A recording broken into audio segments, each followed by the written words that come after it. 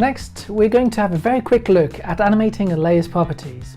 In this case, I just want to use this to move a simple object, a balloon, across the screen. It's a very simple tool, but it can be very, very useful. So let's check it out. Next, I would like to simply add a little something coming out of this box, just as an example of what you could do yourself as part of the project, the class project. So I'm going to do something very simple. I'm going to have like a little balloon, a red little balloon just coming out of the box as it opens and then it closes afterwards. And I'm going to show you also at the same time a simple way to animate, to just move around a drawing without having to create frames, but by just creating key positions, and Photoshop will in between those positions and move the object for you. So this is actually a very useful tool that you can use to move things around in a simple way. So we're going to look into that as well very quickly, just to animate something coming out of this box. So let me start by first drawing a little balloon, red balloon. Let's do that.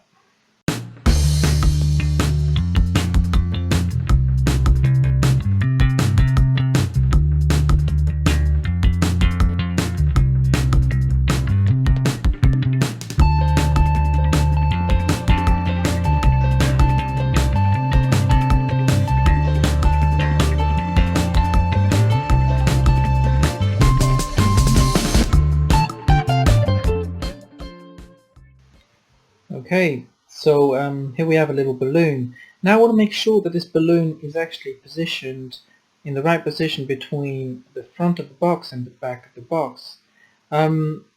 So the idea is I'm going to have the bottom of the box being at the forefront of the scene, and the lid is going to be behind the balloon.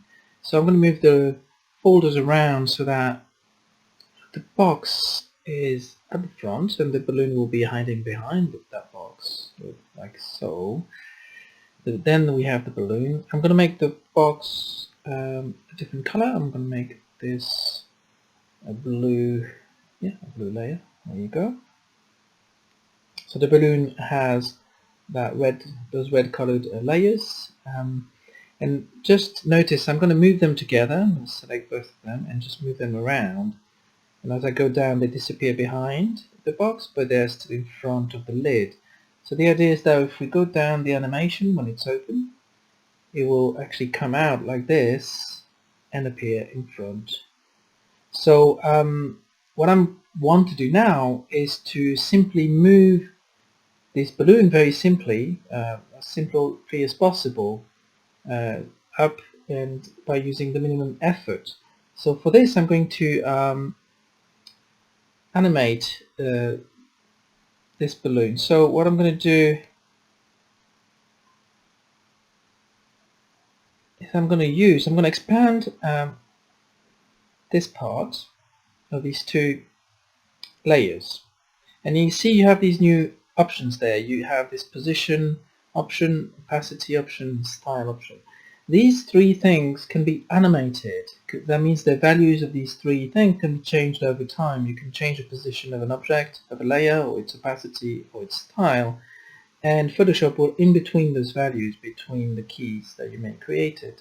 So if I go, let's say, just after the box starts opening right here, and I decide to create the first position for the balloon, so I don't need to see the balloon before then, so I'm going to just move that around, put that here, say.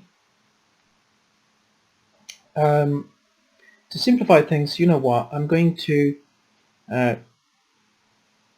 flatten the balloon lines and colors together so that they're only on one layer. It will simplify things a little bit. So I'm going to go Control E to flatten them together. And we'll change the name to just balloon. Here we go. So I can move only just one object, it will be simpler. And I'm going to create the first key for the first position. So all I need to do is to go over this little stopwatch here. If I click on this little stopwatch, something happens. I've got this little yellow sort of square that appears of these both positions. So that means I've got a key at this point, and I can move that around. I can move that key somewhere else. I could decide to put it here, to put it there, or anywhere. Then I can go, I can move the object at this point. So let's say I move it down so that you can't see it, somewhere here. I will sort out this problem for the string a little later. So let's say now I move down, further down the animation, let's say somewhere here, and I decide that the balloon at this point has left the screen, has moved up and left the screen. So I'm going to move it up like this, all the way up, and till it reaches out. Sorry, I need to zoom out a little bit. There you go. And put it all the way up here. Now if I scroll back, as you can see, the balloon moves. So it's created a new key at this position, and it moves the balloon between those two keys. And that's so handy.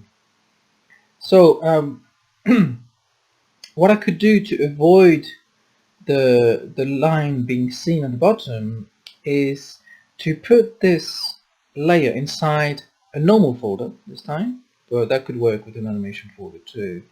But I'm going to put it in the normal folder by just dragging it over here. So I'm going to call this group balloon group.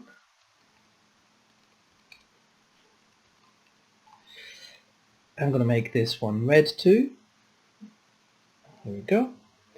And see here it's changed. It's only showing me the group, so you can still expand the group by clicking here, and then you can see what happens inside. And you can see as well that the group itself can have its opacity animated.